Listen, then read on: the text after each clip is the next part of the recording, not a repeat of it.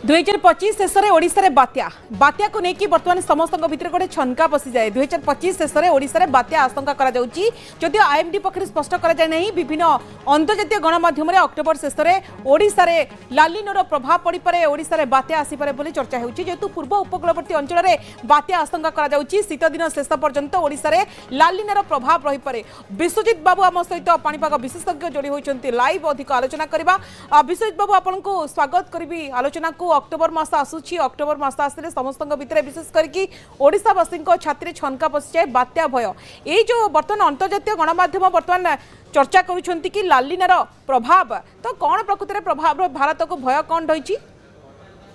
देखो प्रथम तो आप देखिए आम लानिना इंडियन ओशन डाइपोल तार कॉन्सेप्ट प्रथम दिया पड़ो कारण आप देखिए केवल लानिना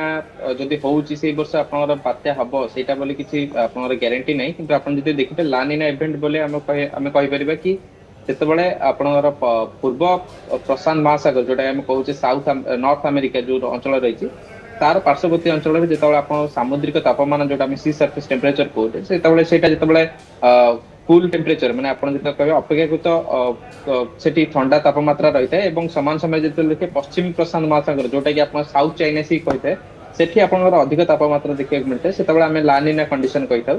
एवं लानिना कंडीशन जेहेतु आपन पश्चिम प्रशांत महासागर जोटा हम कहूचे साउथ चाइना सी एवं तार तटवर्ती अंचल तबे सेठी कोन हुए ना आपनकर साइक्लोनिक सर्कुलेशन एवं जो घूर्णिबलयर फॉर्मेशन किबा आपनकर बात्यार प्रभाव सेठी बेसी देखिया मिलथे आपन पश्चिम प्रशांत महासागर रे किंतु समान समय रे आमर कौन देखा मिले तार रेमनाट जोटा अवशिष्टांश कहू तार अवशिष्टांश अंडमान तथा यार संलग्न अंचल को आसी थाए किंतु बात्या हुए न बात्या हब न हब सेटा अलग कंडीशन कारण एबेठू केबे भी आपन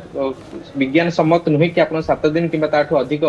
प्रेडिक्शन करबा कि गोटे साइक्लोन हबो कि नहीं जदि आमे कहि परबा कि लानिना कंडीशन एवं आउट जिंस रहउची कि हमर इंडियन ओशन खास करके विश्वजित बाबू जेतले अक्टोबर आसिले बंगोपसागर में घूर्णिझड़ सृष्टि हुए कारण दक्षिण पश्चिम मौसुमी वायु को पूरा देखिबा कि लेउठाणी समय देथाय अक्टोबर मास ये जो लालिनार प्रभाव रे आपण सेंते अनुमान करूछंती कि बात्या आसी पारे कुआ जाउची 1999 2012 मसिहार फाइलिन भली मते स्थिति होई पारे बोली जदियो आमे आईएमडी कोन अनुमान करछि ताको अपेक्षा करबा। देखो निश्चित आपण जो लानिना कंडीशन हुए से अपेक्षा बेसी बात्या देखा मिलता है किंतु एमिति भी नुहे कि आपन जो वर्ष लानिना कंडीशन देखा मिली नेगेटिव आईओडी कौन हुए ना अंडमान एवं तार पार्श्ववर्ती अंचल में सामुद्रिक तापमान अधिक रही तेज जदि देखिए आप बात्या फॉर्मेशन कौन कंडीशन रुहे गोटे आप सामुद्रिक तापमान अधिक रहा दरकार जोटा कि उभय कंडीशन जेहेतु बर्तमान जब देखिए अक्टोबर मास प्रथम अर्धरू आम चांसेस रोचे कि नेगेटिव आईओडी जोटा आप अंडमान पाखापाखि अंचल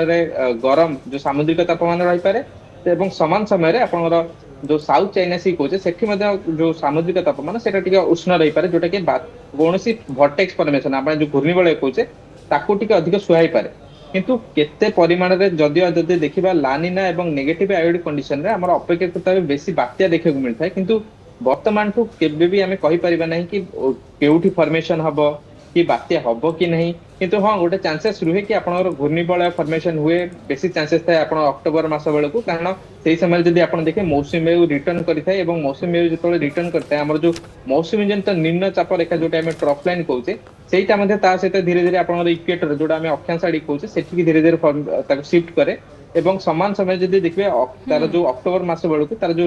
निम्न चाप रेखा जोटा हमें ट्रफ लाइन कहूचे सेटा अंडमान पाखापाखि थाए तेज ताहा प्रभाव रे अंडमान पाखे जो आपन कौन भर्टेक्स कि जोटा हो साइक्लोनिक सर्कुलेशन से फॉर्मेशन हुए बेसी सी ट्रावेल मिले एवं सी आपनर बहुत समय आप देखा मिलছে अक्टोबर मास बात्या हुए किंतु आपन जदि देखिबे क्लाइमेटोलॉजिकल देखा जो 2013 14 तापर जाइए आपनकर अक्टोबर मासरे केबे हमर सेमती स्ट्रांग साइक्लोन वर्तमान सुधा ओडिसा को हिट करिनी तबे सेमिति नुहे कि आपन नेगेटिव आईओडी एवं लानिना कंडीशन हैला माने ओडिसा रे ही बात्या हेबो तबे एबे हमें कहि परबे कि हां हमर पाग आपनर अक्टोबर मास जतले होउची एवं लानिना कंडीशन रहउची बात्या पे कंडीशन ठीक रहिची किंतु